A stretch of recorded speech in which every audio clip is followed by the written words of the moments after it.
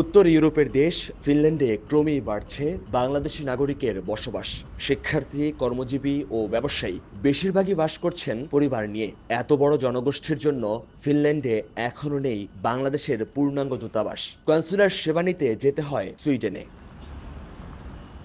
বিড়ম্বনা কমাতে এবার ৩ দিনের কনসুলার ক্যাম্পের আয়োজন করেছে সুইডেনের বাংলাদেশের দূতাবাস। হেলসিঙ্কির মান্নের হেমেন্তিয়ের ভালো হোটেলে বসবে ক্যাম্প। ৪ থেকে ৬ অক্টোবর প্রতিদিন সকাল ৯টা থেকে বিকেল ৫টা পর্যন্ত ফিনল্যান্ডের রাজধানী হেলসিঙ্কির মান্নের হেমেন্তিয়ের ভালো হোটেলে বসবে ক্যাম্প।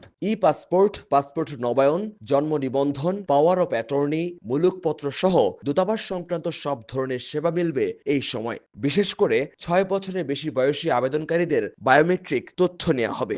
আমরা বিশেষভাবে অনুরোধ করি যে আপনারা আমাদের সাথে পূর্বেই যোগাযোগ করে আপনাদের আবেদনটি পাঠিয়ে রাখবেন। স্থায়ীভাবে কনসুলার সেবা পেতে দূতাবাস স্থাপনের জন্য ফিনল্যান্ডের বাংলাদেশি কমিউনিটির পক্ষ থেকে বারবার আবেদন জানিয়ে আসছে। মহিউদ্দিন মধু, সময় সংবাদ, ফিনল্যান্ড।